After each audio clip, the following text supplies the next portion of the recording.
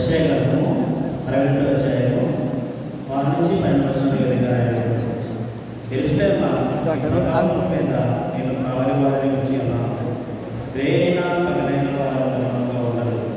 యెహోవా జ్ఞాపకకర్తలారా విశ్రమింపబడి, ఆయన యెరూషలేమును స్థాపించే వరకు, లోకమంతటా దానికి ప్రసిద్ధి కలిగజేయ వరకు ఆయనను విశ్రమింపనీయకుడి.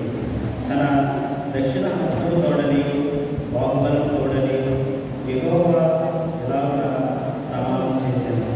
నిశ్చయముగా ఇతను ఈ ధాన్యము నీ శత్రువులకు ఆహారంగా నేనేయను. నీవు ప్రయాసపడి తీసిన ద్రాక్షారసమును అన్యులు త్రాగరు. ధాన్యమును కూర్చిన వారే దాన్ని పట్టించి యెహోవాకు స్తుతి చెల్లించుదురు. పండు కోసిన వారే నా పరిశుద్ధాలయ మంటపములలో దాన్ని త్రాగుదురు. బొమ్మల ద్వారా రండి రండి, జనులకు త్రావ సిద్ధపరచడి, రాజమార్గమును చక్కపరచడి, రాళ్ళుని ఏరి పారవేయడి, జనములు చూచినట్టు ధ్వజమెత్తుడి, ఆలకించుడి. బోధిగంధముల వరకు యెహోవా సమాచారము ప్రకటింపజేసి ఉన్నాడు. ఇదిగో రక్షణ నీ యొద్దకు వచ్చుచున్నది. ఇదిగో ఆయన ఇచ్చు బహుమానము ఆయన యొద్దనే ఉన్నది.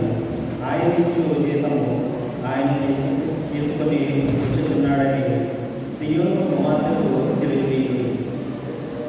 పరిశుద్ధ ప్రజలని యెహోవా విమోచించిన వారని వారికి పేరు పెట్టబడింది. యెరూషలేము ఆశింపదగిన వాదానమనియు విసర్జింపబడని పట్టణమనియు నీకు పేరు కలుగును. దేవుడు వాగ్దానం పాతని పొందిన వాక్యం ముగించుకున్నాం. పరిశుద్ధుడా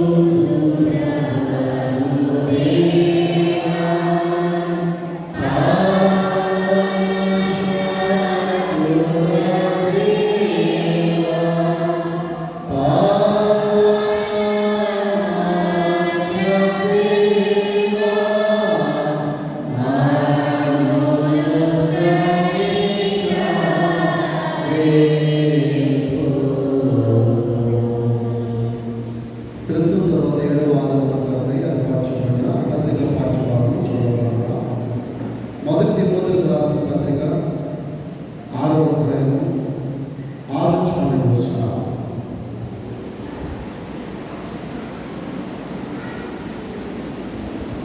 ఎవరు రెండు వచ్చి చెప్తారు? మొదటి తిమోతికి రాసిన పత్రిక 6వ అధ్యాయం 6 నుంచి 12 వచనాలు.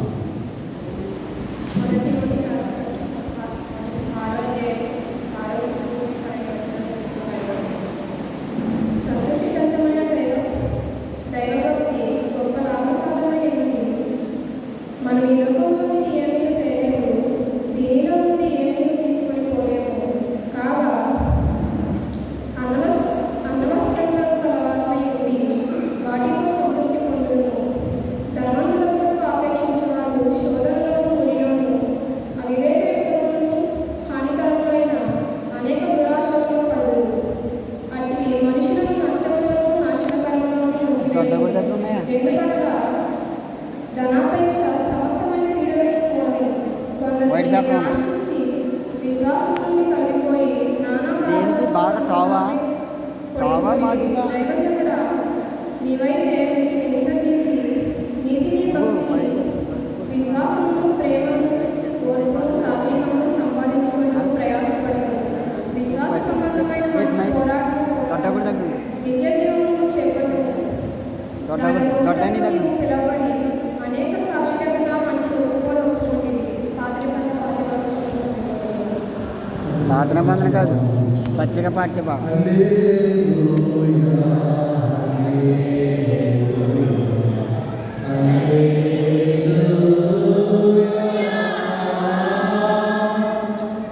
సువార్త పాఠ్యభాగము మార్కు సువార్త 4వ అధ్యాయము 26 నుంచి 29 వరకు స్త్రీలను ప్రేరేపించబడిన మార్కు సువార్త 4వ అధ్యాయము